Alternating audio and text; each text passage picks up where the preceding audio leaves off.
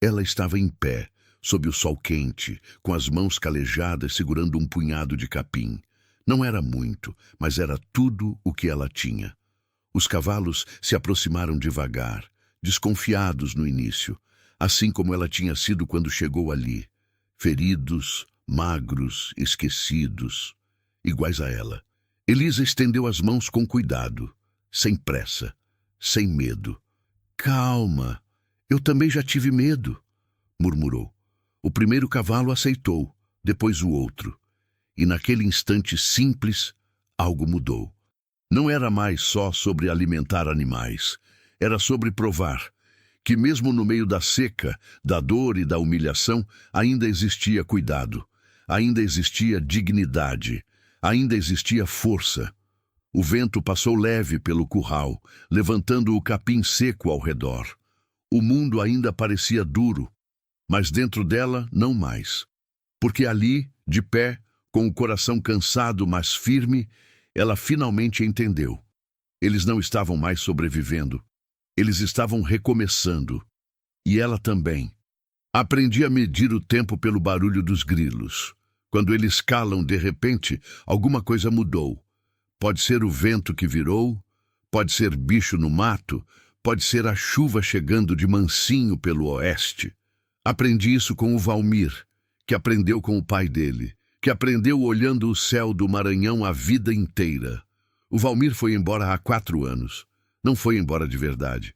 Foi do jeito que não tem volta. Infarto, no meio da roça, num dia de março, que eu nunca mais vou conseguir gostar de março direito.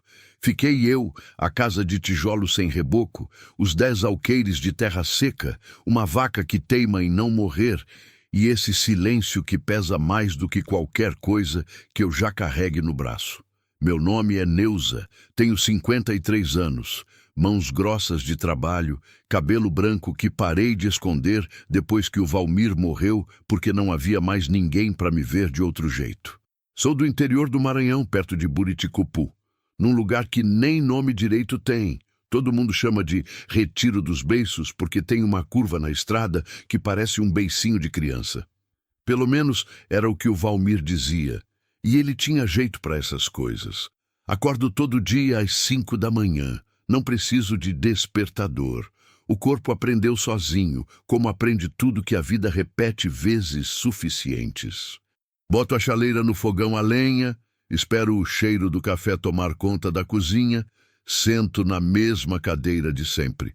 A da esquerda, porque a da direita ainda é a cadeira dele, mesmo que eu saiba que é bobagem guardar cadeira de quem não volta.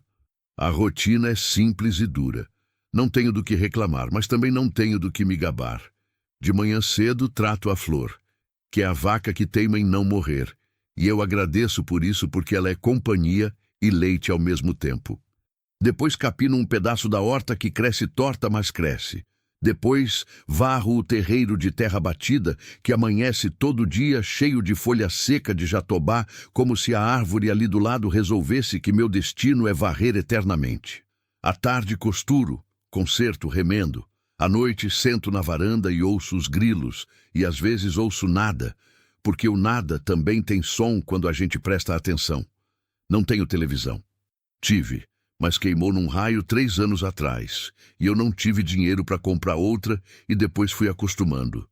Tenho um rádio velho que pega uma estação de São Luís quando o tempo ajuda, e às vezes pega só chiado, e o chiado também já me faz companhia. Vizinhos? O mais próximo é o seu Benedito, que mora a quase 2 quilômetros estrada afora, e a gente se vê quando vai à feira de Buriticupu, uma vez por mês, e a conversa é sempre sobre o tempo, a plantação e algum parente que adoeceu. Basta. Não sou de muita fala. O Valmir sempre dizia que eu falava pouco, mas pensava muito, e que isso era bom e ruim ao mesmo tempo. Ele tinha razão. A estrada na frente da minha casa é de chão batido. Quando chove, ela vira lama que devora rodas de carro e paciência de motorista.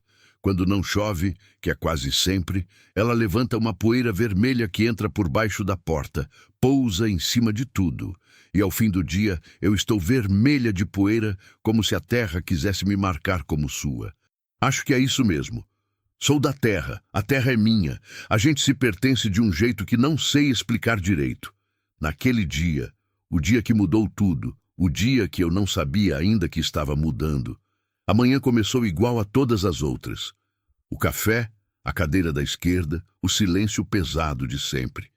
Mas tinha uma coisa diferente no ar. Uma qualidade estranha, como aquela quietude que antecede a tempestade, quando os pássaros somem e os cachorros ficam inquietos sem motivo aparente. Eu não tinha cachorro. Tinha perdido o Tição havia 8 meses de velhice e ainda não tinha coragem de criar outro. A dor de perder bicho é subestimada por quem nunca teve um. Bicho não te decepciona do jeito que gente decepciona. Ele te aceita como você é, fedida, mal-humorada, chorando no terreiro às 10 da noite, sem motivo que caiba em palavra. O Tição ficou comigo os 3 primeiros anos depois que o Valmir morreu, e quando ele também foi, fiquei mais só do que nunca soube que era possível ficar. Mas naquele dia, o silêncio foi diferente. Eu estava varrendo o terreiro, a vassoura de palha raspando o chão com aquele som que é quase meditação, quando os grilos calaram de vez, em pleno dia. Isso não é normal. Grilos do cerrado não costumam cantar de dia, mas os que ficam nos matos ao redor da casa às vezes cantam mesmo com o sol alto. E quando calam, é sinal de algo. Eu parei a vassoura. Olhei para a estrada. No começo, não vi nada. Só a poeira suspensa, o calor tremendo no ar como se a estrada estivesse respirando, o matagal dos 2 lados quieto e amarelado de seca. Depois eu vi uma figura, pequena demais para ser adulto, parada ali, no meio da estrada, no ponto onde ela faz aquela curva que o Valmir chamava de beiço, parada como quem não sabe mais para onde ir, ou como quem chegou onde tinha que chegar e não sabe o que fazer agora que chegou. Larguei a vassoura encostada na parede e fui até o portão. Era uma menina, devia ter uns 8, talvez 9 anos. Pequena, magra do jeito que é diferente de magra de crescimento. Era magra de fome, de privação, aquela magreza que afina o pescoço e faz os olhos parecerem grandes demais para o rosto. Estava descalça. Os pés, na poeira vermelha da estrada, pareciam 2 torrões de barro. Usava um vestido florido, desbotado de tanto lavar ou de tanto sol, que lhe caía torto num ombro. O cabelo estava preso num rabo de cavalo frouxo, com mechas soltas em todos os lados, como se tivesse sido preso com pressa ou com descuido. Ela me olhou. Eu a olhei. Por um momento que durou mais do que deveria, nenhuma das duas disse nada. Então eu vi o que ela carregava. Uma trouxa pequena, feita de uma camiseta amarrada nas pontas, apertada contra o peito com as 2 mãos, como se aquilo fosse a coisa mais preciosa que existia. E vi o resto. Vi o hematoma roxo escurecendo o lado esquerdo do rosto, pequeno, mas inconfundível. Vi a forma como ela estava de pé, levemente inclinada, protetora de si mesma, como o bicho que aprendeu que o mundo bate primeiro e pergunta depois. Senti alguma coisa se mexer dentro do peito. Não foi piedade, não foi só isso. Foi uma coisa mais funda, mais velha, que vem de lugar que nem tem nome certo. Foi reconhecimento. Eu sei o que é estar parada no meio de uma estrada sem saber para onde ir. Você está perdida? Perguntei com voz calma, do jeito que se fala com um bicho assustado. Ela não respondeu. Me olhou só, com aqueles olhos grandes e escuros que carregavam uma seriedade que criança não deveria ter ainda. Tá com fome? Tentei de novo. Uma pausa longa. Depois, quase imperceptível, ela balançou a cabeça que sim. Eu abri o portão. Então entra. Tenho broa de milho e café com leite. Ela não se mexeu de imediato. Me estudou por uns segundos, com aquela avaliação séria e cuidadosa que criança machucada aprende a fazer, lendo o perigo, medindo a saída, calculando o risco. Depois, devagar, ela deu um passo em direção ao portão e entrou. Eu fechei o portão atrás dela com cuidado, sem barulho, sem movimento brusco. Caminhei na frente devagar, como se não estivesse com pressa nenhuma, como se menina descalça aparecendo no meio da minha estrada fosse coisa da mais normal rotina. "Como é seu nome?" perguntei, de costas, já subindo os 2 degraus da varanda. Silêncio. "Tudo bem. Nome pode esperar. O café não pode." Entrei na cozinha e botei mais água na chaleira. Ouvi os passinhos dela na varanda, hesitantes, parando na soleira da porta. Não me virei. Fui pegando a xícara maior que tinha, aquela de louça grossa que o Valmir gostava porque cabia bem nas mãos dele, e fui cortando a broa que estava guardada num pano de prato desde o dia anterior. "Pode sentar", disse, acenando com a cabeça para a cadeira da direita, sem pensar. "A cadeira do Valmir." Ela sentou. Eu não fiz nada com isso. Deixei passar. Às vezes, a vida decide por nós o que a gente não teria coragem de decidir sozinha. Quando me virei com a xícara e o prato de broa na mão, ela já estava com as mãos em cima da mesa, a trouxa no colo, me olhando com aquela expressão séria e cansada. De perto, o roxo no rosto era maior do que eu tinha pensado. E ela estava tremendo levemente, um tremor fino que podia ser frio, apesar do calor. Ou podia ser aquele tremor que a adrenalina deixa quando passa, quando o corpo finalmente para de correr e percebe o quanto estava assustado. Botei o café e a broa na frente dela. "Come devagar", disse. "Senão enjoa." Ela olhou para a comida. Depois, olhou para mim. E pela primeira vez, alguma coisa no rosto daquela menina mudou. Não foi um sorriso. Foi menor do que isso. Foi só um afrouxamento, um deixar ir de alguma coisa que ela estava segurando com força, desde quem sabe quando. Ela começou a comer. Eu sentei na minha cadeira, a da esquerda, e tomei meu café frio sem pressa, olhando para a janela, para a poeira da estrada, para o céu imenso e azul do Maranhão que não tem fundo nem beira. Lá fora, os grilos voltaram a cantar. Ela comeu 3 pedaços de broa. Não pediu. Eu fui colocando no prato sem perguntar, porque tem gente que tem vergonha de pedir, mas tem fome demais para recusar. Aprendi isso cedo, ainda menina, quando minha mãe recebia os peões da fazenda do meu pai no rancho e sempre servia mais do que o pedido, porque ela dizia que homem com fome não pede, homem com fome espera. E mulher com fome, eu acrescentei por conta própria ao longo dos anos, faz o mesmo. A menina comeu devagar no começo, com aquele cuidado de quem não quer parecer que está com pressa, mas lá pelo segundo pedaço, o cuidado foi embora, e ela comeu de verdade, com vontade, segurando a broa com as 2 mãos e mordendo com uma seriedade que me apertou o peito de um jeito que eu não esperava.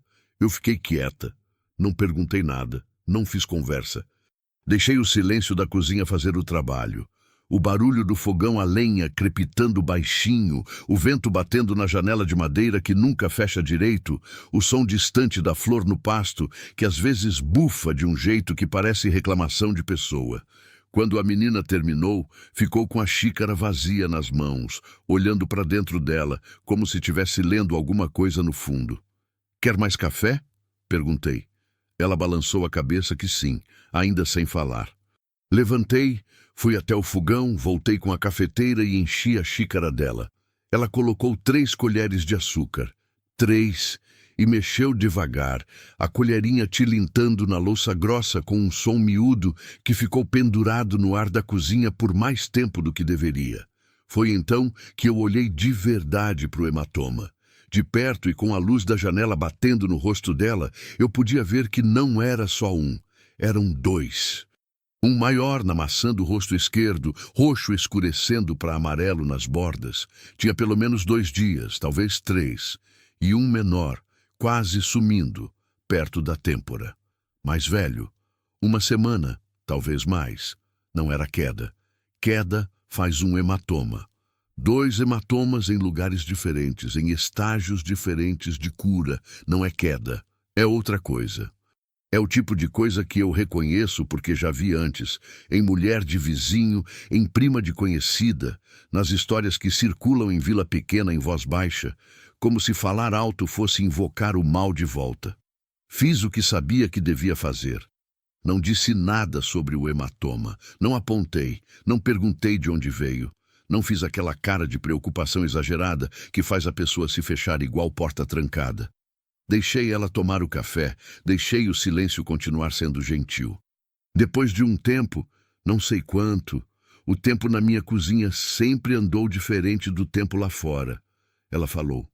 A voz saiu pequena, um pouco enferrujada de quem não fala há horas ou de quem aprendeu a falar pouco. Bianca. Eu a olhei. Meu nome, ela completou olhando para a xícara. É Bianca. Neuza, respondi. Essa aqui é minha casa. Ela olhou ao redor da cozinha, devagar, como se estivesse inventariando o lugar. As paredes caiadas de branco amarelado, o fogão a lenha preto de fuligem, as panelas de alumínio penduradas no prego enfileirado, o calendário de 2 anos atrás que eu não tirei porque a foto era bonita, uma cachoeira em algum lugar verde que eu nunca fui. A janela com a madeira inchada que não fecha direito, a cadeira onde ela estava sentada. Era do meu marido, disse eu antes de pensar. Essa cadeira. Ela me olhou rápido, com aquele susto de quem pisou em lugar errado sem querer. Pode sentar, garanti. Ele não vai reclamar de lugar nenhum. Uma pausa. Ele morreu? Ela perguntou, com aquela franqueza direta que criança tem e que adulto perde de tanto aprender a ser delicado. Morreu? Faz tempo? 4 anos. Ela processou isso em silêncio, mexendo o café já sem açúcar para mexer, só pelo movimento. Minha mãe morreu faz 2 anos, disse ela então, com aquela mesma voz pequena, sem drama, com a naturalidade de quem já repetiu essa frase vezes suficientes para ela perder o gume mais afiado. De doença no sangue. Eu fiquei com meu pai. Eu não disse nada. Esperei. Ela não continuou de imediato. Ficou olhando pela janela, para o terreiro de terra batida, para a jatobá enorme que some lá no fundo do quintal, para os galhos retorcidos contra o céu azul sem nuvem. Ele bebe, disse ela por fim. Simples assim. Sem raiva, sem choro, sem nada. Do jeito que se fala de tempo ruim, não tem o que fazer, é o que é. Quando bebe, fica diferente. Diferente. A palavra mais pesada do dicionário, às vezes.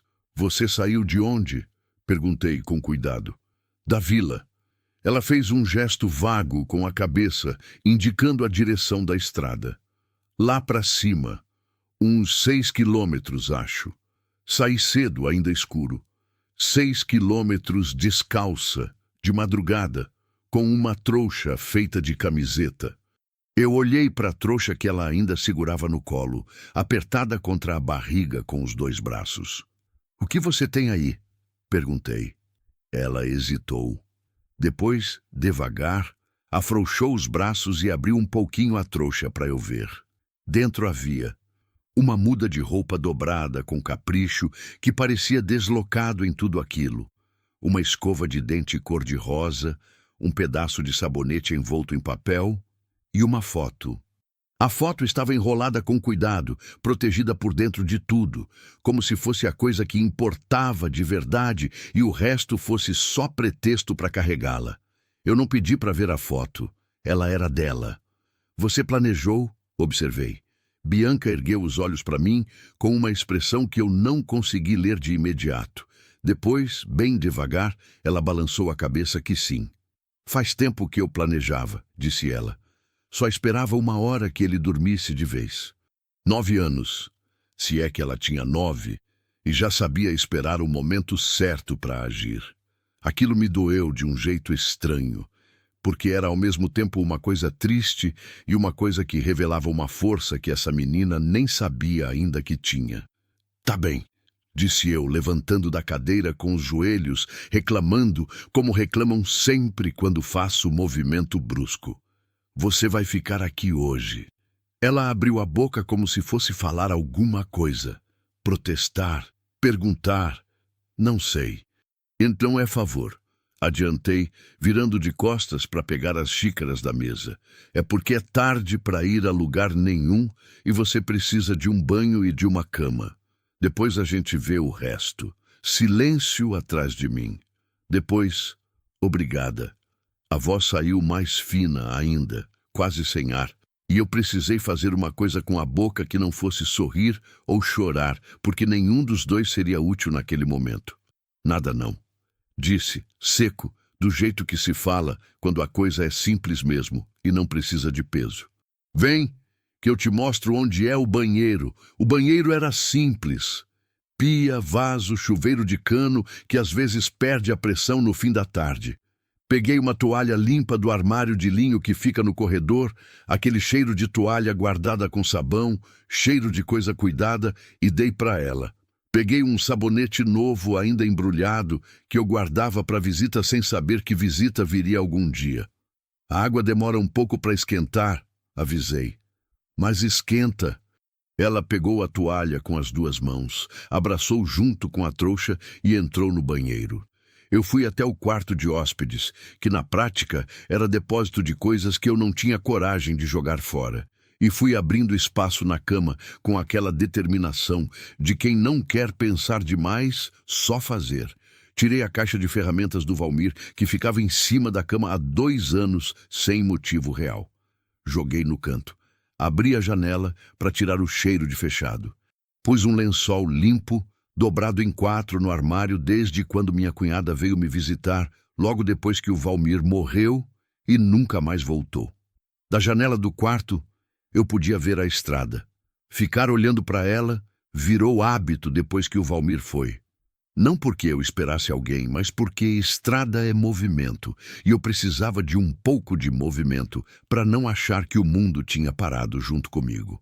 Mas naquele entardecer, olhando a poeira vermelha quieta, o matagal amarelado dos 2 lados, o sol descendo devagar atrás dos ipês lá no fim, eu fiquei pensando no pai de Bianca, que acordaria em algum momento, que veria a filha sumida, e que dependendo do tipo de homem que era, e eu já tinha ideia do tipo de homem que era, não ficaria quieto. Ouvi o barulho do chuveiro parar lá no banheiro. Fui até o corredor, peguei uma camiseta velha minha, grande, que eu usava para dormir, e deixei dobrada na soleira da porta do banheiro sem bater. Tem uma roupa aqui fora. Falei para a porta fechada. Para você dormir. Uma pausa. Depois. Tá bom. Voltei para a cozinha. Botei feijão para cozinhar. O feijão carioca que eu deixo de molho toda manhã por hábito, porque o Valmir dizia que feijão mal demolhado é desonestidade culinária.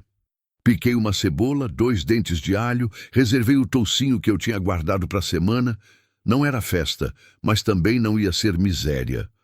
Enquanto o feijão cozinhava e o cheiro tomava a cozinha daquele jeito bom que me faz lembrar de coisas mais antigas do que o Valmir, mais antigas do que qualquer perda, Bianca apareceu na porta da cozinha. Estava com a camiseta minha, que descia quase até o joelho nela. O cabelo molhado, solto agora, escuro e comprido. O rosto limpo. Sem a poeira vermelha da estrada, sem o cansaço acumulado de horas caminhando, ela parecia menor ainda, e ao mesmo tempo mais nítida, mais real. O hematoma, sem a poeira, ficou mais visível. Eu desviei o olhar dele de propósito. Fui mexer o feijão e perguntei sem me virar. Gosta de feijão? Gosto, disse ela. Então senta aí e me faz companhia. Ela sentou na cadeira do Valmir de novo, sem hesitar dessa vez, e ficou me olhando cozinhar com aquele silêncio que já era um pouco diferente do silêncio de antes. Menos tenso, menos de bicho na beira da armadilha. Um pouco mais de criança, só um pouco, mas eu notei. A noite veio devagar, como costuma vir no interior. Primeiro o laranja no horizonte, depois o roxo, depois o escuro, que não é nunca completamente escuro, porque as estrelas aqui são muitas e ficam baixas, como se o céu fosse fundo de quintal também. Comemos juntas, sem muito palavrório. Feijão, arroz, um pedaço de carne seca que eu tinha, farinha de mandioca, simples e farto. Quando Bianca foi dormir, cedo, mal terminou de jantar com aquele peso de criança que finalmente se sente segura o suficiente para relaxar de verdade, eu fiquei na varanda. Sentei na cadeira velha de palha que fica do lado esquerdo da porta. Escutei os grilos, olhei as estrelas, deixei o pensamento ir onde queria ir. Pensei na menina dormindo no quarto de depósito com o lençol de visita que nunca mais voltou. Pensei no pai dela, lá na vila, acordando para um silêncio de filha sumida. Pensei que amanhã eu ia precisar tomar uma decisão, e que decisão nenhuma ia ser fácil, e que as difíceis eu já aprendi que precisam ser tomadas de qualquer jeito. O vento bateu na janela do quarto de hóspedes, aquela janela que eu tinha aberto antes. Eu levantei, entrei de mansinho, fechei a janela sem fazer barulho. Bianca dormia enrolada no lençol, a trouxa abraçada junto ao peito, o rosto sério mesmo no sono, como se nem dormindo conseguisse largar de vez a guarda. Fiquei na porta uns 3 segundos, não mais. Depois fui dormir. Ou tentei, eu deveria ter dormido. Mas o corpo de quem viveu muito sozinho desenvolve uma espécie de antena que não desliga nunca. Fica ligada mesmo quando os olhos fecham, mesmo quando a respiração aprofunda, registrando cada som diferente, cada variação no vento, cada silêncio que não deveria ser silêncio. É cansativo. É também o que me manteve viva e de pé nesses 4 anos. Então, não tenho como reclamar muito. Fiquei acordada até quase meia-noite, olhando o teto de madeira escura do meu quarto, ouvindo a respiração da casa, o crepitar do fogão que ainda guardava a brasa, a janela da cozinha batendo de leve, a flor se mexendo no pasto lá fora, com aquele barulho surdo de peso de bicho grande pisando na terra, e ouvindo, de lá do quarto de hóspedes, o silêncio de Bianca. Silêncio de criança dormindo é diferente de qualquer outro silêncio. Tem uma qualidade específica, uma densidade. Eu conhecia esse silêncio de muito antes, de quando minha sobrinha ficou comigo 2 semanas depois que a mãe dela operou, anos atrás, antes do Valmir morrer, antes de tudo virar o que virou. Esse silêncio me fez dormir por fim, não por paz, mas pelo peso de responsabilidade que tem jeito de ancorar até o pensamento mais agitado. Quando acordei, eram 4h20 da manhã. Não pelo despertador, pelos grilos, que tinham calado de novo. Fiquei imóvel na cama por uns segundos, aguçando o ouvido no escuro. Vento, a flor, o som distante de sapo no brejo que fica a 200 metros da casa. E então, misturado com tudo isso, um som que não pertencia à noite normal da minha fazenda. Motor de carro. Longe ainda, mas vindo na direção certa. Levantei sem acender a luz. Peguei o chinelo no escuro pelo tato, botei o chambré grosso por cima da camisola e fui até a janela do quarto que dá de frente para a estrada. Abri só uma fresta, o suficiente para ver sem ser vista.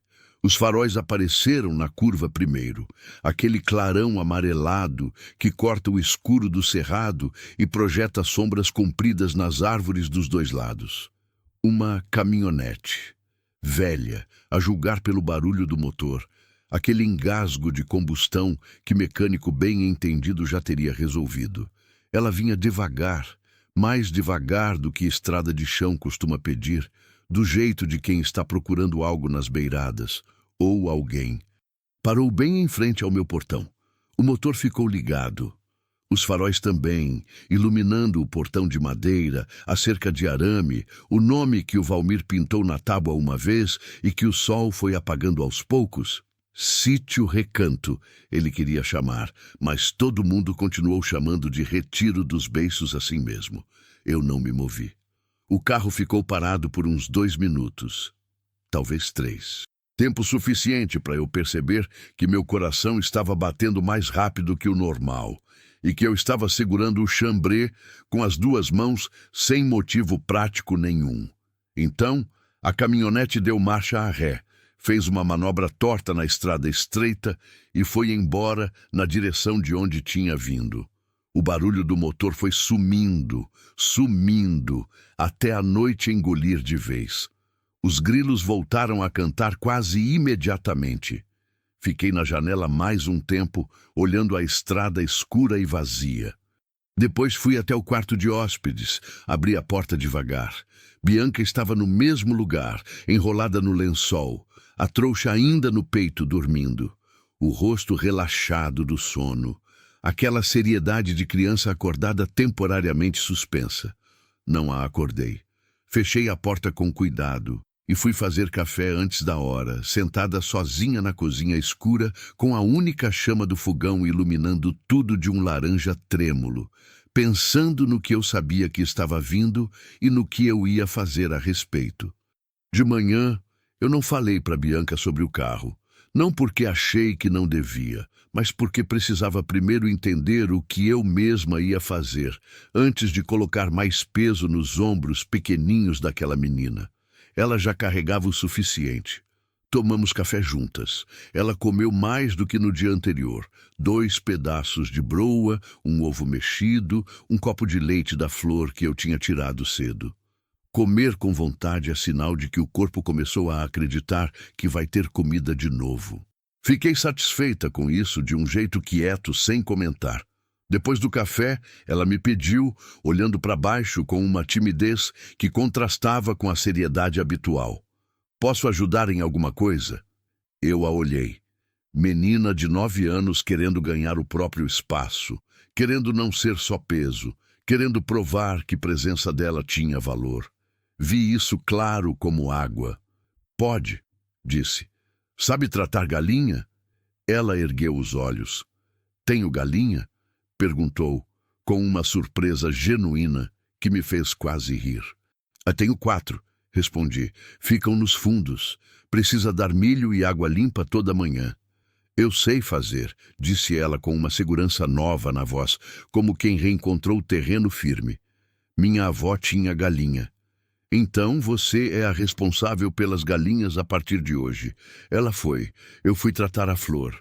E por um momento, com o sol da manhã ainda suave, o quintal cheio de luz e o barulho de Bianca conversando baixinho com as galinhas lá nos fundos, ela falava com elas, eu ouvia, coisas sem sentido, chamando cada uma de um nome diferente que ela mesma inventava na hora. Eu tive a sensação estranha e desconfortável de que a casa estava mais cheia do que tinha ficado em muito tempo. Não era confortável ainda. Era só diferente. Diferente pode ser bom ou pode ser difícil. Às vezes, as duas coisas ao mesmo tempo. A tempestade começou a se armar por volta do meio-dia. Não a de chuva. Essa veio depois. Primeiro veio a outra. Eu estava no quintal, estendendo roupa no varal de arame entre os 2 moirões de aroeira, quando ouvi o barulho de motor de novo. Desta vez era dia claro, e eu ouvi bem antes de ver. Aquele mesmo engasgo de caminhonete velha, mais fácil de identificar do que eu queria. Bianca estava sentada na sombra da varanda, descascando o milho que eu tinha pedido para ela descascar, com uma concentração silenciosa que ela colocava em tudo o que fazia. Quando o barulho do motor chegou aos ouvidos dela, eu vi, sem precisar olhar. Vi pela alteração no ar, pelo jeito que o silêncio entre a gente mudou de consistência. Ela parou de descascar.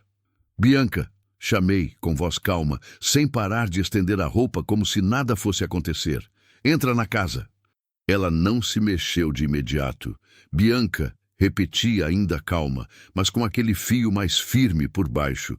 Vai até o meu quarto, fecha a porta e fica quieta. Dessa vez ela foi. Os passinhos rápidos atravessaram a varanda. A porta rangeu, sumiu. Eu terminei de estender a última peça de roupa, uma toalha que fiquei ajeitando mais do que precisava ajudar, e me virei para a estrada no momento em que a caminhonete parava do lado de fora do portão. Era velha de verdade. Branca, ou tinha sido branca em algum passado distante, agora era mais o amarelado de ferrugem e de sol do que qualquer outra coisa. O vidro do lado do motorista estava meio baixo. E o homem que saiu por ele era exatamente o tipo de homem que eu já imaginava, da forma que eu imaginava. Não era alto, mas era largo, do jeito de quem trabalhou pesado a vida inteira e guardou no corpo a dureza do trabalho misturada com outra dureza, menos honesta. 40 e poucos anos, talvez 50 mal conservados. Camisa xadrez azul com mancha de gordura na frente, calça de trabalho, bota de couro com barro seco na sola. Olhos pequenos que eu reconheci de longe, não pelo tamanho, mas pela expressão. Aquela expressão de quem está acostumado a que as coisas cedam diante dele. Ele veio até o portão sem pressa. Colocou as duas mãos no mourão de madeira e ficou me olhando do lado de fora com aquela familiaridade de quem acha que tem direito de olhar. "E bom dia", disse ele. "A senhora é a dona aqui?" "Sou", respondi parada no meio do quintal, a cesta de roupa vazia no braço. "Me chamo Erivaldo." Não disse mais nada por um segundo, como se o nome sozinho devesse significar alguma coisa. "Tô procurando minha filha, menina de 9 anos, cabelo preto, vestido florido. Alguém viu alguma coisa por aqui?" Eu o encarei. Por dentro, várias coisas aconteceram ao mesmo tempo. O reconhecimento de quem ele era, o peso de Bianca dormindo no meu quarto, a lembrança do hematoma roxo no rosto dela, o barulho do carro às 4 da manhã varrendo a estrada com os faróis. E junto com tudo isso, uma clareza fria e simples de quem já tomou decisões difíceis antes e sabe que demorar só complica. "Não vi não", disse eu. Ele me estudou. "A senhora tem certeza?" A voz não tinha subido. Ainda era cordial, com aquela cordialidade que é a casca de cima de outra coisa, completamente diferente. "Tenho", disse. "Fico sozinha aqui. Se tivesse aparecido criança, eu ia lembrar." Ele ficou quieto por uns 3, 4 segundos.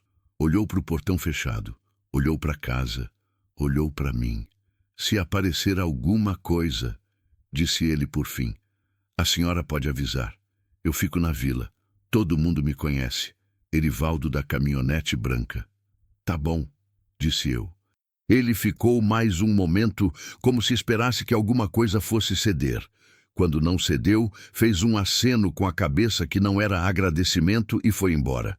A caminhonete saiu devagar, levantando poeira vermelha, sumindo na curva do beiço. Eu fui até a porta da casa, abri, entrei. "Pode sair", falei na direção do meu quarto. Uns 10 segundos. Depois a porta abriu. Bianca estava de pé na soleira, com a mão ainda na maçaneta, me olhando.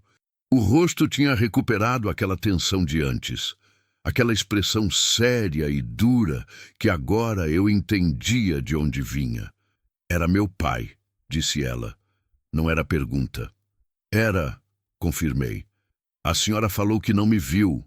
"Falei." Ela ficou me encarando por um momento com uma expressão que eu não soube ler direito. Surpresa, talvez. Ou reconhecimento. Ou as duas coisas somadas que às vezes se parecem. "Por quê?" perguntou ela, com aquela franqueza direta de antes.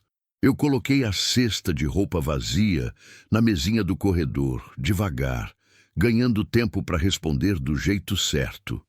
"Porque você apareceu na minha estrada com 2 roxos no rosto", disse eu por fim, sem drama, como quem constata tempo.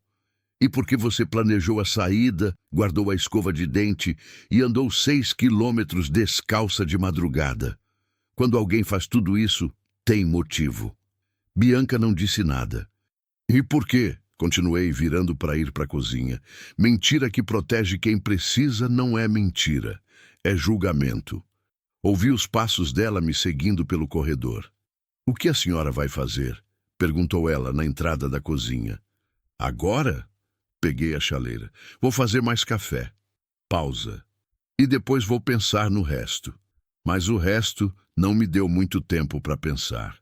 Porque foi exatamente nesse momento, eu com a chaleira na mão, Bianca sentada na cadeira do Valmir, a cozinha cheirando a brasa e a café velho, que o céu lá fora mudou de cor. Não devagar, como costuma mudar. De uma vez. Fui até a janela e olhei. No oeste, na direção de onde o sol se põe, O horizonte tinha virado uma parede, verde acinzentado escuro, daquele verde que não é cor de planta nem de água. É cor de perigo. É a cor que o céu do Maranhão faz quando está com raiva de verdade. A nuvem vinha baixa e larga, tomando tudo, apagando o azul de cima com uma velocidade que não era natural de tarde comum. Meu Deus, murmurei, sem querer. Bianca veio até a janela ao meu lado. Ficamos as duas olhando. É temporal, disse ela, com aquela voz de quem conhece bem o que está vendo. É, confirmei. E bravo. O vento chegou antes da chuva, como sempre chega. Um vento quente e seco primeiro, que levanta tudo que está solto, que faz a poeira da estrada subir em redemoinhos, que dobra os galhos do jatobá com um gemido longo. Depois o vento frio repentino, que faz a temperatura cair 10 graus em 2 minutos e cheira a terra molhada mesmo antes de uma gota cair. Aquele cheiro que é um dos mais antigos do mundo, que tem até nome científico que eu não me lembro, mas que todo mundo reconhece na mesma hora.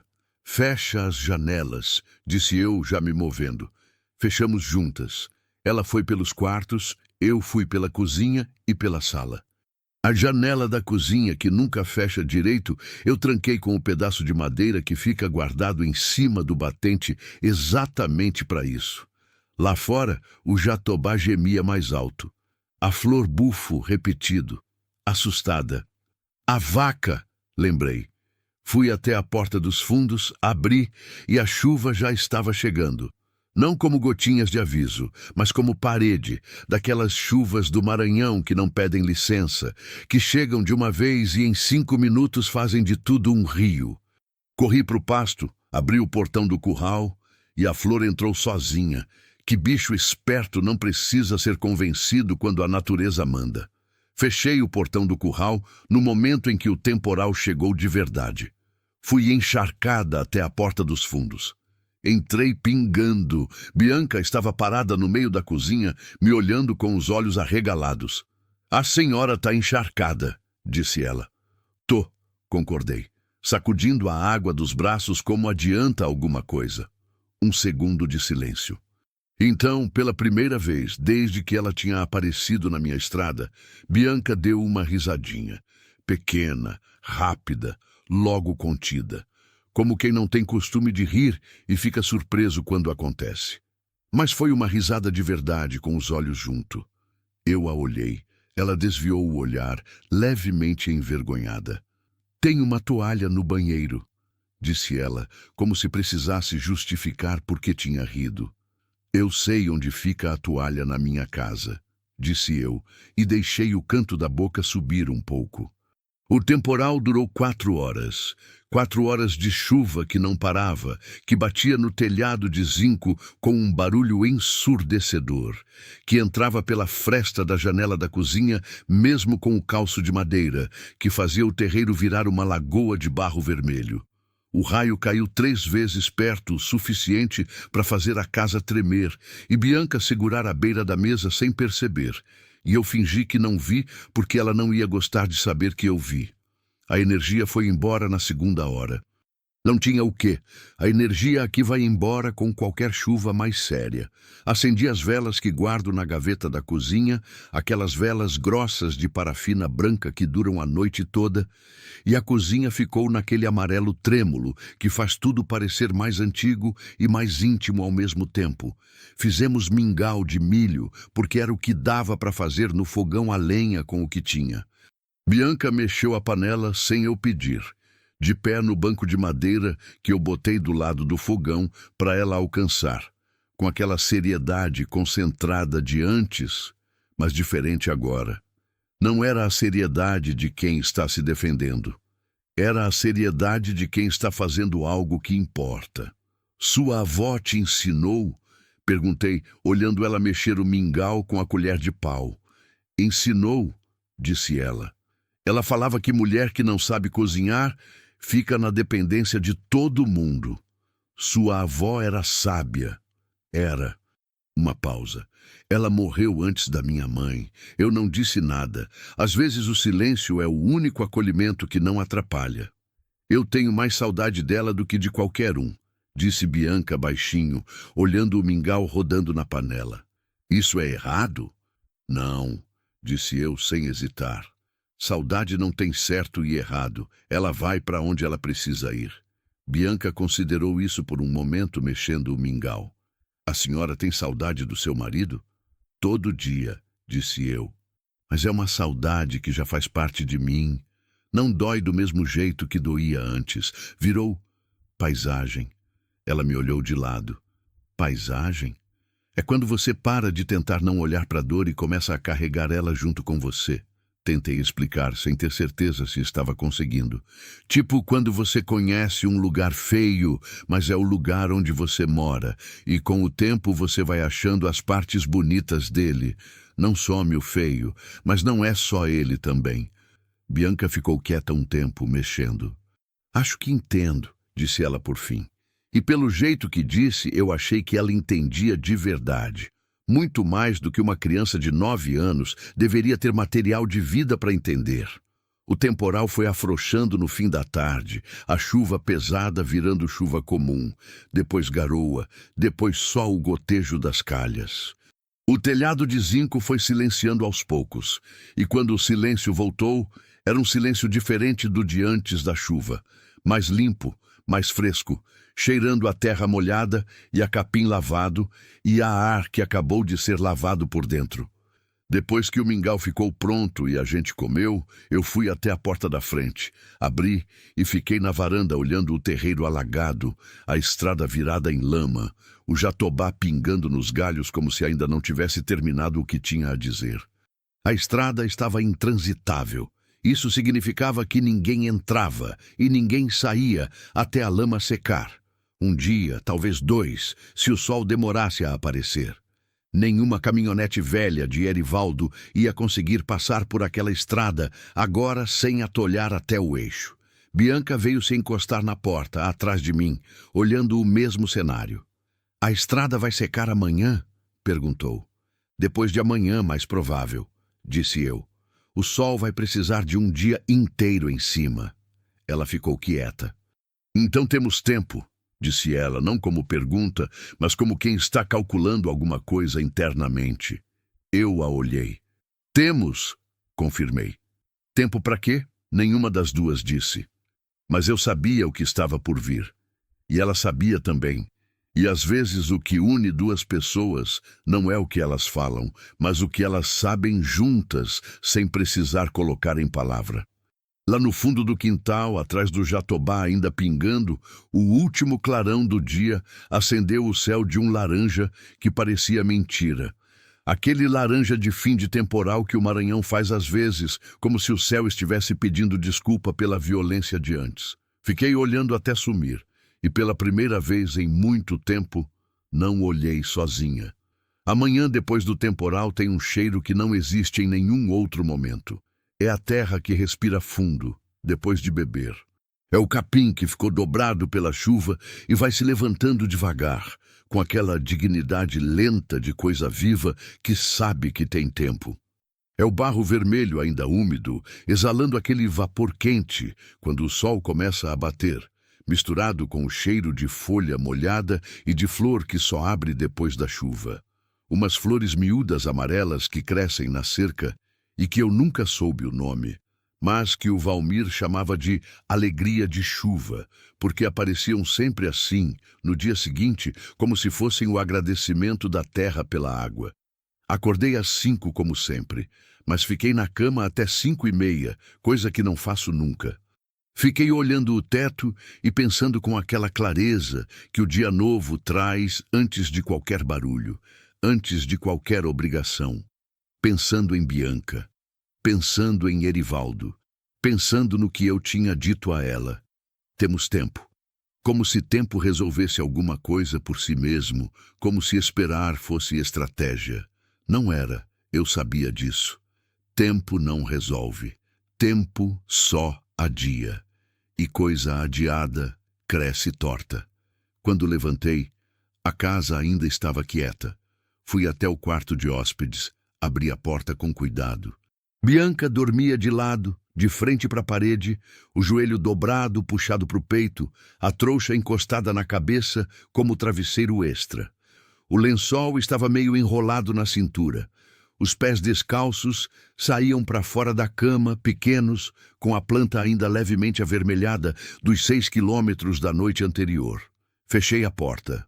Fui fazer café, acender o fogão, começar o dia do jeito que o dia precisa ser começado, com as mãos ocupadas e o pensamento ainda livre para trabalhar por baixo. Enquanto o café passava, tomei uma decisão. Não foi uma decisão dramática, não teve trovão nem revelação.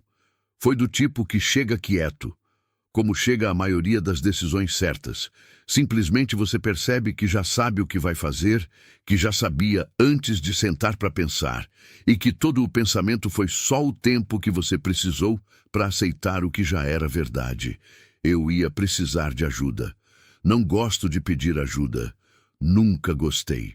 O Valmir dizia que eu era orgulhosa demais, e eu dizia que não era orgulho, era independência. E ele dizia que às vezes eram a mesma coisa, e eu ficava com raiva porque ele estava certo. Mas há situações que são maiores do que o que uma pessoa resolve sozinha, e reconhecer isso não é fraqueza, é honestidade, que é coisa diferente. O problema era que minha rede de ajuda era pequena. Tinha o seu Benedito, 2 quilômetros estrada fora, que era bom homem, mas velho e sozinho também, e que eu não queria envolver num negócio que podia trazer confusão. Tinha a dona Fátima, que era a parteira aposentada da vila, e que todo mundo respeitava, e que eu sabia que tinha bom coração. Mas a vila era onde Erivaldo morava, e notícia em vila pequena viaja mais rápido do que caminhonete. E tinha a assistente social. Uma moça chamada Renata, de Buriticupu, que eu tinha conhecido uma vez só. Quando uma vizinha minha, de anos atrás, precisou de ajuda com a filha mais nova. E eu fui junto dar apoio e acabei conversando com essa Renata por meia hora enquanto esperava. Eu tinha o número dela guardado num papel dobrado dentro da Bíblia que fica na mesinha de cabeceira. Não porque eu abra a Bíblia toda hora, mas porque é o lugar onde guardo o que não quero perder e não sei onde mais colocar. O problema era o telefone. Meu celular, um aparelho velho que só faz ligação e manda mensagem de texto sem internet, sem nada, precisava de sinal. E sinal aqui é caprichoso em dia normal. Depois de temporal, às vezes some por horas, porque a antena lá no morro fica com problema quando molha demais. Fui pegar o celular na gaveta da cozinha, liguei, olhei. 0 barras. Claro. Guardei o celular no bolso do chambré assim mesmo, para verificar de tempos em tempos, e fui tratar a Flor, que já estava bufando no curral com aquela impaciência de quem não entende por que a rotina atrasou. Bianca acordou perto das 7. Apareceu na cozinha com o cabelo bagunçado e os olhos ainda pesados de sono, mas foi direto checar as galinhas antes de tomar café. Sem que eu pedisse, sem que eu lembrasse. Voltou uns 10 minutos depois, com as mãos limpas na calça e a informação de que a galinha preta tinha botado 2 ovos e que ela tinha dado milho e água para todas. Você nomeou elas? Perguntei, servindo o café. Nomeei, disse ela, sentando na cadeira do Valmir com a naturalidade de quem já não pensa mais se pode ou não pode. A preta é Carvão. A manchada é Pintinha. As 2 brancas são Nuvem e Neblina. Neblina, repeti. É diferente de nuvem. Ela explicou com uma lógica que era completamente razoável dentro da cabeça dela. Nuvem fica no céu. Neblina fica mais perto do chão. Eu servi meu café, sentei na cadeira da esquerda e não disse nada por um momento. Você é observadora, disse eu. Ela encolheu um ombro, pegou o café. Minha avó falava que quem observa pouco, tropeça muito. Sua avó e o meu marido teriam se dado bem, disse eu. Ela me olhou com uma curiosidade genuína. Por quê? Porque ele também tinha jeito de falar as coisas simples que ficam. Bianca considerou isso, mexendo o café. Você vai me mandar embora? Perguntou então, sem preparação, do jeito direto dela. Não havia acusação na pergunta, nem desespero. Era só uma pergunta real, pedindo uma resposta real. Eu coloquei a xícara na mesa. Não vou te mandar a lugar nenhum, disse. Mas também não posso te esconder aqui para sempre, que isso não resolve nada. Pausa. Tem uma pessoa em Buriticupu que pode ajudar. Assistente social. Ela sabe o que fazer com essas situações. Bianca ficou quieta. Ela vai me colocar num abrigo? Não sei o que ela vai fazer, respondi, porque mentira bonita não serve. Mas sei que ela vai fazer o certo. E o certo é o que você precisa, não o que é mais fácil. Um silêncio comprido. Meu pai vai saber onde eu tô? Não imediatamente. Hesitei um segundo, depois continuei, porque ela merecia a verdade completa. Mas em algum momento vai saber que você está sendo cuidada, que há pessoas olhando, e isso muda o que ele pode ou não pode fazer. Ela olhou para a janela. O sol da manhã já estava batendo forte no terreiro encharcado, fazendo o vapor subir da terra vermelha molhada, aquele vapor que parece fumaça e não é. Ele não é mau o tempo todo, disse ela, por fim, com uma voz que era diferente das outras. Menor, mais antiga, mais cansada. Quando não bebe, ele é outro. Me leva a pescar. Sabe o nome de todos os peixes do rio? Uma pausa. Mas aí bebe de novo e some esse outro. Eu não disse que isso era comum. Não disse que eu entendia. Não disse nada que fosse diminuir o peso real do que ela estava carregando ao reconhecer ao mesmo tempo as duas verdades sobre o pai. O que ele era quando era bom e o que ele se tornava quando não era. Você não é responsável pelo que ele escolhe, disse eu, devagar, como se as palavras precisassem pousar com cuidado. Você é responsável só pelo que você escolhe. E você escolheu sair. Ela não respondeu, mas vi a mandíbula dela firmar de um jeito que reconheci. Era o jeito de quem ouviu alguma coisa que precisava ouvir e está guardando dentro, no lugar fundo onde as coisas que importam ficam. Depois do café, fui verificar a estrada. Estava como eu esperava, um lamaçal. A água tinha criado um canal no meio da estrada onde o chão era mais baixo e a lama vermelha grossa estava assentando, mas ainda longe de secar.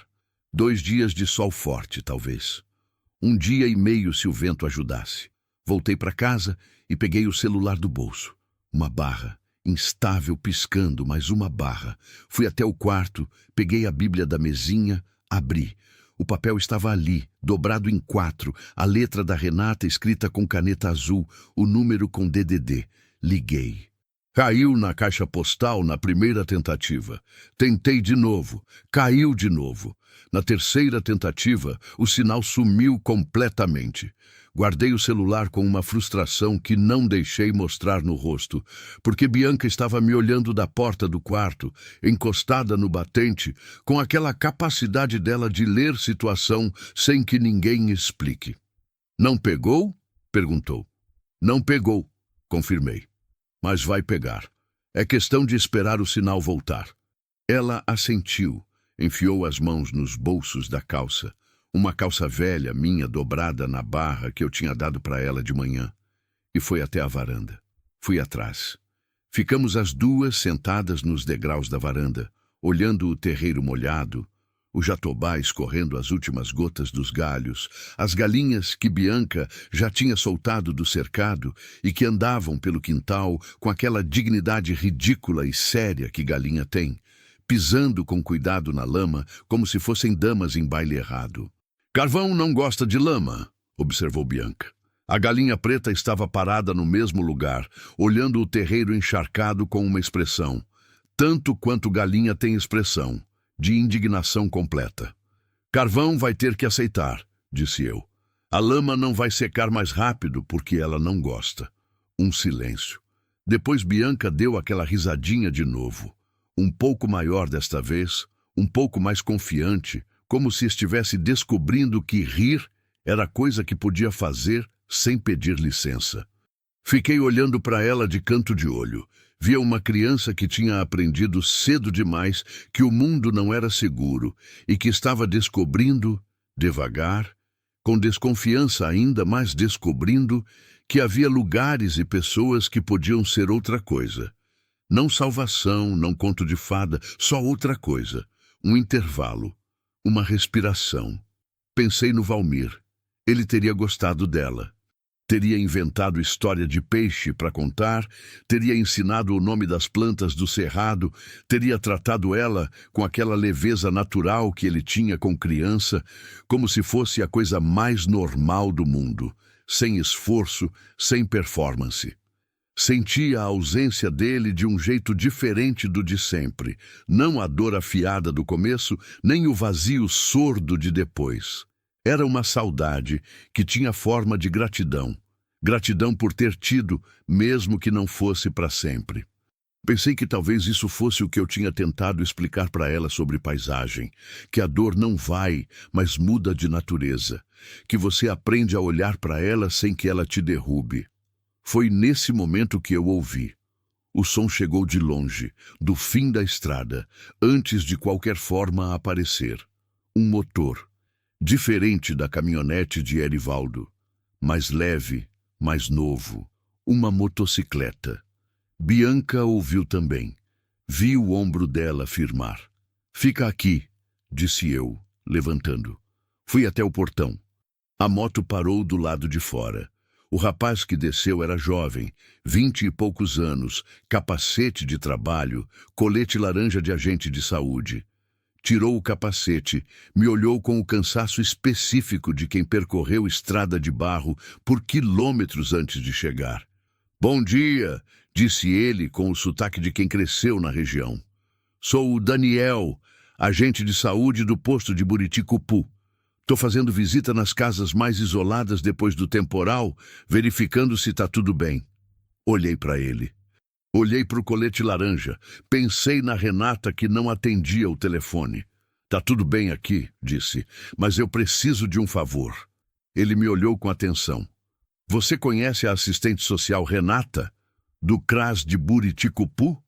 Conheço, disse ele, com uma mudança sutil no rosto que me disse que ele entendia que o assunto era sério. Trabalho com ela às vezes. Você consegue passar um recado a ela?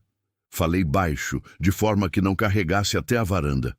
Fala que a Neuza do Retiro dos Beiços precisava falar com ela, que é sobre uma criança, que é urgente, mas que está segura por enquanto. Ele me olhou por um segundo, avaliando, com aquela seriedade de quem trabalha com realidade humana, e aprendeu a ler o que está por baixo das palavras. Vou passar, disse ele. Ela costuma estar no CRAS de manhã. Se o sinal ajudar, ela liga hoje ainda. Obrigada. Ele pôs o capacete de volta, deu partida na moto, foi embora levantando um spray de lama dos dois lados da roda. Eu voltei para a varanda, Bianca estava no mesmo lugar, me olhando chegar, a galinha carvão parada ao lado dela, com aquele ar de indignação permanente. Era agente de saúde, disse eu, sentando. Mandei recado para Renata. Ela assentiu, olhando para as galinhas. Quanto tempo? Perguntou. Talvez hoje, talvez amanhã. Outro aceno. Ficamos quietas por um tempo, o sol subindo e secando o terreiro aos poucos, as galinhas aventurando cada vez mais longe do seco, a flor respirando fundo no curral. Posso te perguntar uma coisa? Disse Bianca depois de um tempo longo. Pode. Ela hesitou, ajeitando a calça dobrada na barra com os dedos, como quem precisa de movimento para as mãos antes de falar. Quando seu marido morreu, você ficou com raiva de quê? A pergunta me pegou, não pelo assunto. Sobre o Valmir eu consigo falar. Mas pela precisão dela. Não perguntou se eu fiquei com raiva. Perguntou de quê? Como se já soubesse que raiva estava no pacote e queria entender o endereço. Pensei de verdade antes de responder.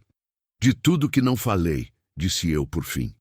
De vez que ele perguntou o que eu estava pensando e eu disse nada. De noite que ele quis conversar e eu estava cansada. De vez que eu deixei o dia terminar sem falar que gostava dele, porque achei que ele sabia, porque achei que sempre ia ter amanhã. Bianca me ouvia com os olhos fixos no terreiro, muito quieta. Raiva de amanhã, disse eu, de ter achado que amanhã era garantido. Um silêncio comprido. Eu tenho raiva de mim, disse ela, tão baixo que eu quase não ouvi. Olhei para ela. Por quê? Porque às vezes eu acho que se eu fosse diferente... Ela parou. Recomeçou. Se eu não irritasse ele... Não, disse eu antes que ela terminasse. Ela me olhou. Não é sua responsabilidade, disse eu, firme, mas sem dureza. Criança não é responsável pelo que adulto escolhe fazer, nunca. Não importa o que você fez ou deixou de fazer. O que ele faz é escolha dele. Os olhos dela ficaram brilhando um pouco, mas ela não deixou cair. Segurou, do mesmo jeito que segurava tudo, com aquela força tranquila e exausta de quem aprendeu cedo que não pode se dar ao luxo de desmoronar de vez. Sua avó, disse eu depois de um momento. Ela te dizia que você prestava? Bianca piscou. E todo dia, disse ela com uma voz que mudou completamente, que ficou mais mole, mais quente. Ela dizia que eu era a coisa mais certa que ela tinha feito na vida. Então você sabe que presta, disse eu. Você só esqueceu por um tempo. Acontece. Ela virou o rosto para o terreiro de novo, mas eu vi a mandíbula se mover de um jeito que não era firmeza dessa vez. Era esforço de segurar o que queria sair. Deixei. Não enchi o silêncio de palavra. Às vezes a coisa mais honesta que a gente pode fazer pelo outro é não ter pressa que ele se recomponha.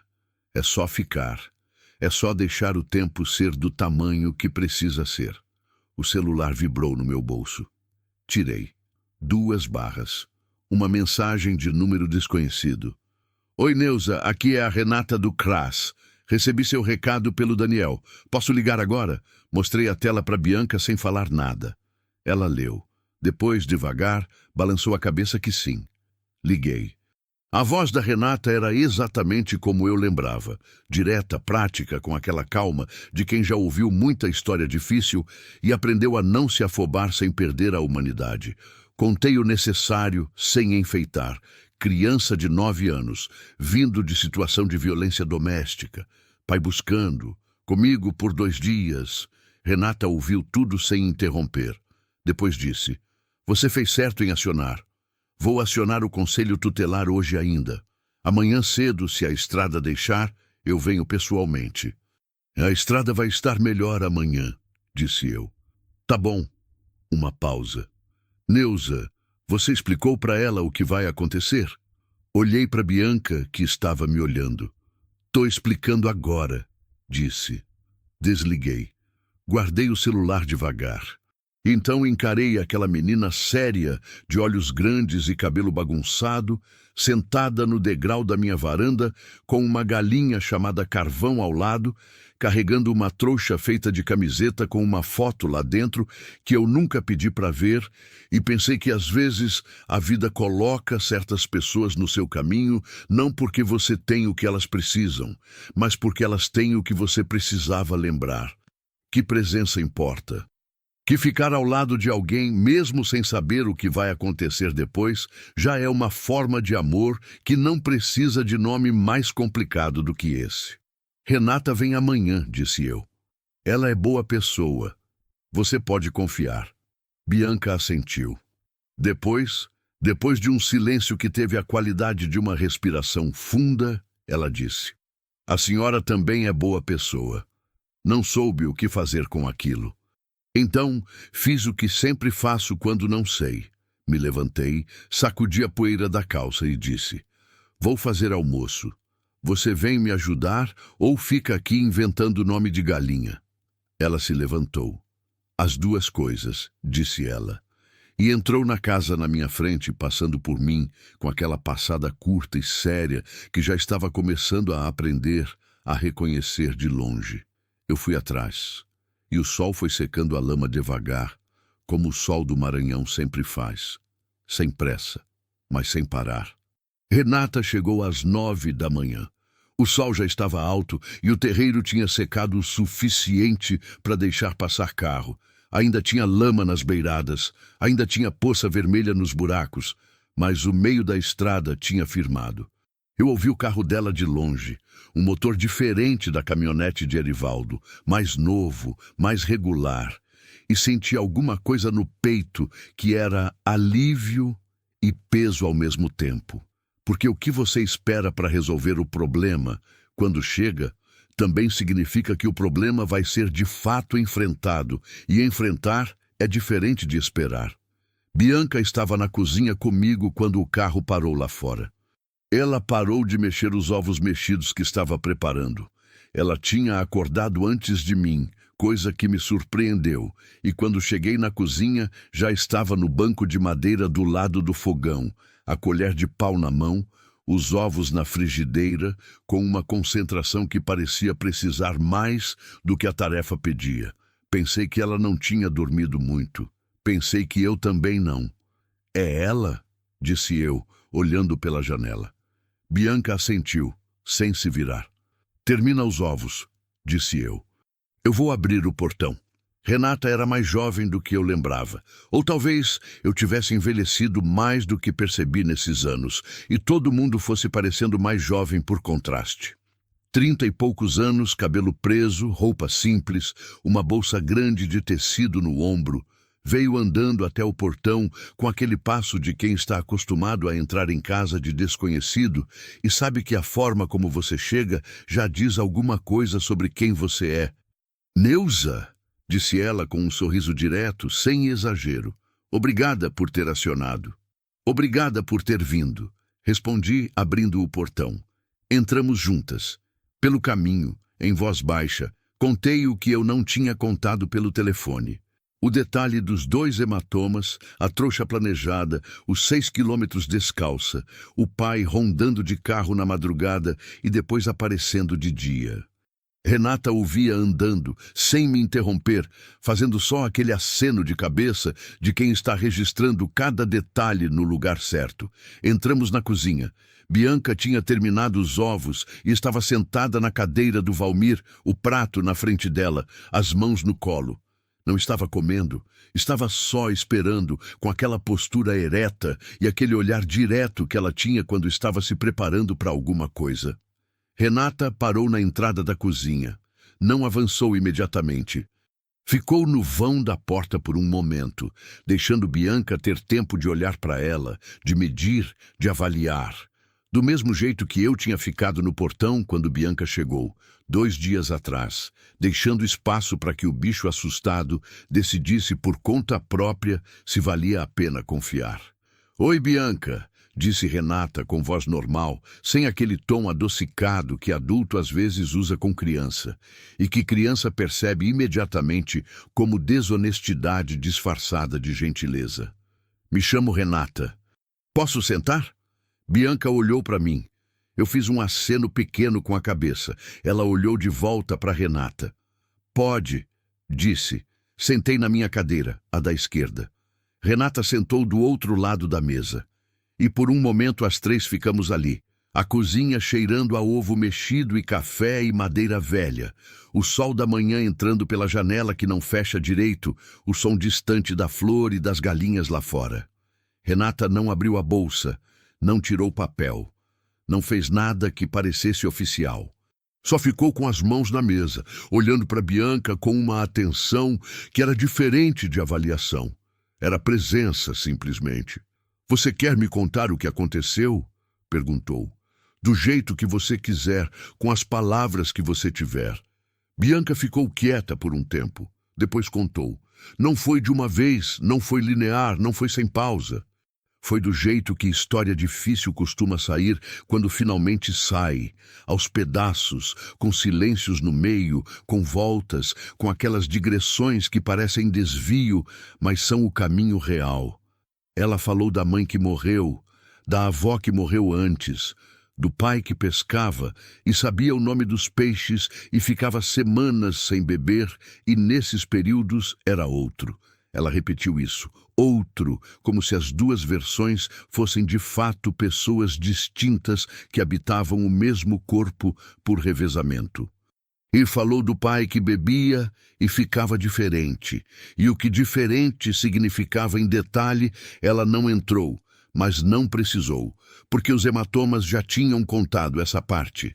Falou do planejamento, da escova de dente e do sabonete, da foto da avó que estava na trouxa, de ter esperado ele apagar de vez, de ter saído no escuro, de ter andado de memória porque conhecia aquela estrada desde pequena. Renata ouvia sem interromper. Eu ouvia também, e havia partes que eu não sabia ainda. O detalhe do sabonete embrulhado em papel, a foto da avó que eu tinha suspeitado, mas não confirmado. Cada detalhe novo era uma camada a mais de uma criança que eu já respeitava muito e que fui respeitando ainda mais a cada palavra. Quando Bianca terminou, ficou olhando para o prato de ovo que não tinha tocado. "Você pode comer", disse Renata simplesmente. Bianca pegou o garfo e comeu. E enquanto ela comia, Renata se virou levemente para mim e disse em voz baixa, mas sem segredo: "Vou acionar o conselho tutelar hoje. O pai vai ser notificado. Há um abrigo em Buriticupu que é bom. Já acompanhei crianças que ficaram lá. É lugar de cuidado de verdade. E vamos verificar se há parente apto, avô, tio, alguém que possa ficar com ela enquanto a situação do pai é avaliada." "Tem tia", disse Bianca sem olhar do prato. "Irmã da minha mãe. Ela mora em São Luís. A gente não fala muito, mas ela é boa." Renata anotou isso na memória. Eu vi pelos olhos. "Vou verificar", disse ela para Bianca. "Pode ser que seja possível." Bianca assentiu, mastigando. Depois, ergueu os olhos para Renata com aquela franqueza direta que ela tinha. "O abrigo é junto com outros meninos. Tem outras crianças, sim." Uma pausa. "Tem banheiro com chuveiro?" "Tem." Outro aceno, como se estivesse checando lista de requisitos mínimos antes de aceitar uma proposta. "Tá bom", disse ela. Renata ficou quase 2 horas. Fez o que precisava fazer com aquela competência tranquila de quem sabe o ofício e não precisa fazer barulho para provar. Ligou para o conselho tutelar, fez os registros necessários no celular dela que tinha internet, explicou para Bianca cada passo do que ia acontecer. Não escondeu nada, não suavizou o que não devia ser suavizado, não prometeu o que não podia cumprir. Falou de audiência, de avaliação, de prazo, de tia em São Luís que seria contactada. Bianca ouvia tudo com aquela atenção séria, fazendo pergunta aqui e ali, sem chorar, sem se agitar. Quando Renata disse que ia precisar levar ela consigo, eu vi o momento em que alguma coisa mudou no rosto de Bianca. Não medo, não desespero. Era outra coisa. Era aquela expressão de quem está prestes a se mover de novo e está avaliando o que vai deixar para trás. Ela me olhou. Eu a olhei. "Pode ir buscar suas coisas", disse eu. Ela foi até o quarto de hóspedes e voltou com a trouxa na mão. A mesma camiseta amarrada nas pontas, a muda de roupa dobrada com capricho, a escova, o sabonete, a foto da avó. Parou no meio da cozinha. "Posso pegar uma coisa?" perguntou. "O que você quiser." Ela foi até o quintal, ficou 1 minuto lá fora e voltou com uma das flores amarelas miúdas que cresciam na cerca. Aquelas que o Valmir chamava de alegria de chuva. Ela tinha arrancado uma com cuidado, com o cabinho comprido, e colocou dobrada dentro da trouxa, no mesmo lugar da foto. Eu não perguntei por quê. Não precisava. Na varanda, na hora de ir, Bianca parou e me olhou de frente. Havia algo diferente naquele olhar de 2 dias atrás. Não era confiança ingênua, não era alívio fácil. Era algo mais sólido, mais sóbrio. Era o olhar de quem passou por alguma coisa real e saiu do outro lado diferente, mas de pé. "Obrigada", disse ela. Só isso. Sem floreio. "Nada não", disse eu do mesmo jeito de quando ela tinha chegado, porque era verdade ainda. Ela deu um passo em direção ao portão, parou, virou. "As galinhas", disse. A Carvão não gosta quando alguém chega de surpresa. Ela bufa, mas não morde. Eu olhei para ela. "Eu vou lembrar", disse. Ela foi. O carro de Renata sumiu na curva do beiço, levantando uma poeira que já era mais fina, mais seca que no dia anterior. Fiquei no portão até sumir o som do motor. Depois fiquei um pouco mais, olhando a estrada vazia, A poeira que ia baixando devagar, o matagal dos dois lados, o céu azul imenso e fundo do Maranhão, que não tem beira. Depois entrei. A casa estava quieta de um jeito que eu reconhecia, mas que parecia diferente agora. Era o mesmo silêncio de sempre, o fogão, a janela, a flor no pasto. Mas havia um jeito diferente de eu estar dentro dele.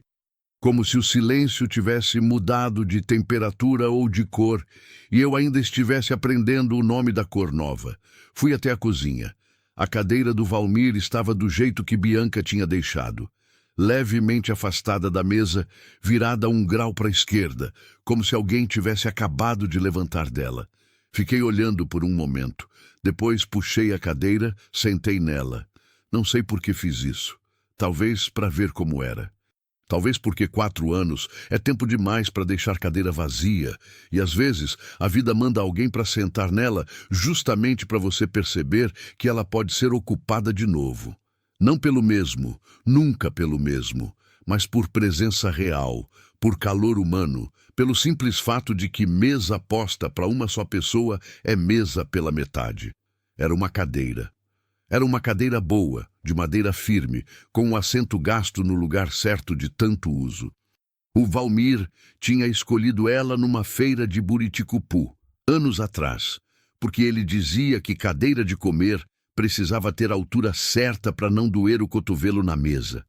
Sentei nela por uns 3 minutos. Depois me levantei, empurrei de volta para o lugar, fui lavar a louça. À tarde, fui até a horta. A chuva tinha feito bem às plantas. O coentro estava mais verde. O quiabo tinha aberto flor amarela, a abóbora tinha dado um broto novo que saía rastejando pelo chão como se estivesse com pressa de chegar em algum lugar.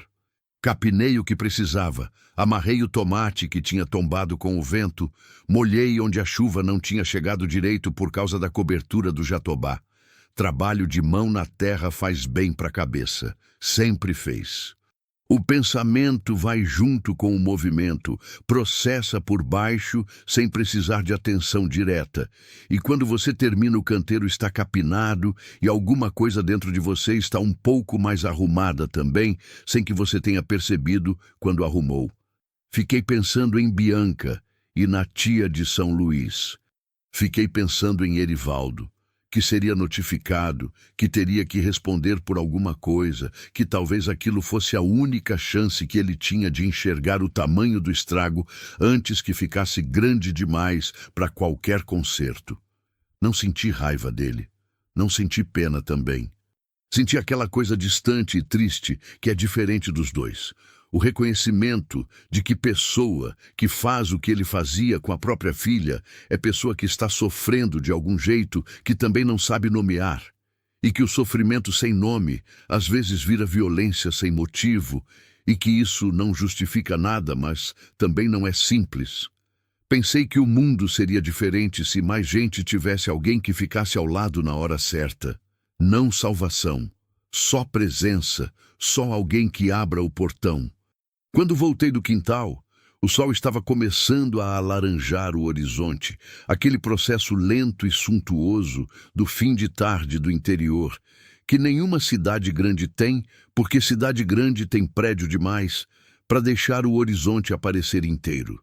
Sentei na varanda, a cadeira velha de palha do lado esquerdo da porta.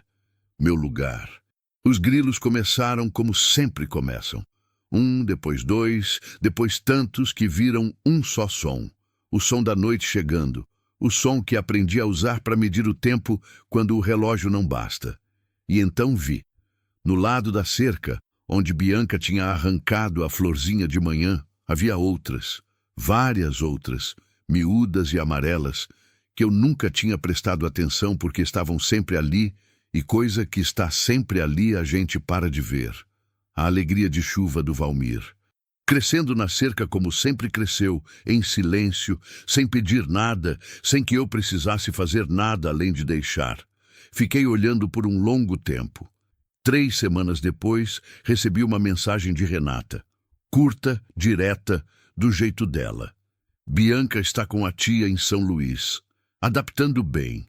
Perguntou se pode mandar carta para você. Li a mensagem 2 vezes. Depois, fui até a gaveta da cozinha, peguei um papel, uma caneta, sentei na cadeira da esquerda, minha cadeira, e escrevi de volta. Pode sim. O endereço é Sítio Recanto, Estrada do Retiro dos Beiços, depois da curva, Buriticupu, Maranhão. Carvão ainda não gosta de surpresa. As outras galinhas estão bem. Dobrei, pedi para Renata repassar. 2 semanas depois, chegou um envelope. Dentro havia uma folha de caderno dobrada em 4, com letra grande e aplicada de criança que está aprendendo a confiar no próprio traço. Bianca escreveu sobre a tia, que era boa, que tinha um gato chamado Farofa, que a escola em São Luís era diferente, mas que ela já tinha feito uma amiga. Escreveu que sentia falta das galinhas, que às vezes acordava cedo e ficava estranha até lembrar onde estava.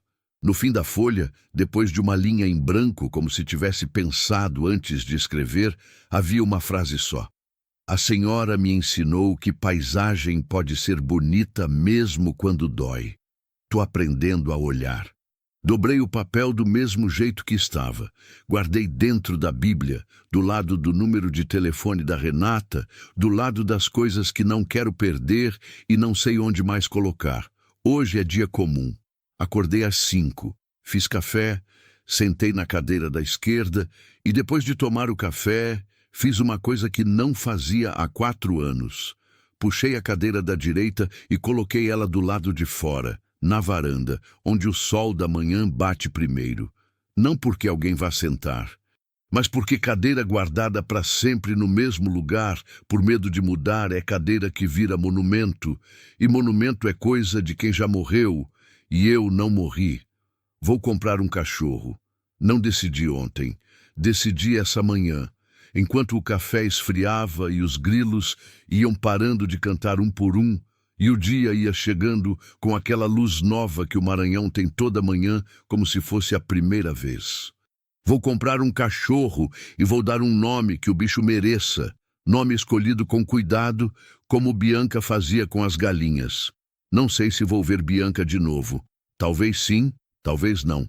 A vida não promete continuação, só encontro. E encontro, às vezes, é para sempre, e às vezes é para quando precisa ser, e os dois têm valor do mesmo tamanho. O que eu sei é que ela passou pela minha estrada num dia de poeira vermelha e de grilos quietos, e que eu abri o portão, e que abrir o portão mudou alguma coisa em mim que eu ainda não tenho nome completo para chamar, mas que sinto no jeito que acordo, no jeito que olho para a cadeira do lado de fora, no jeito que a casa parece ter uma acústica diferente, como se os silêncios tivessem aprendido a ser de outro tamanho. O Valmir dizia que a gente não escolhe as pessoas que chegam. Escolhe o que faz quando chegam. Lá fora, as flores amarelas da cerca estão abertas. A alegria de chuva dele, que volta toda vez que chove e que eu parei de não ver. O dia começa. E eu, Neuza, viúva de Valmir, moradora do Retiro dos Beiços, com mãos grossas de trabalho e cabelo branco que parei de esconder, estou aqui. Presente, aberta, pronta. Fim.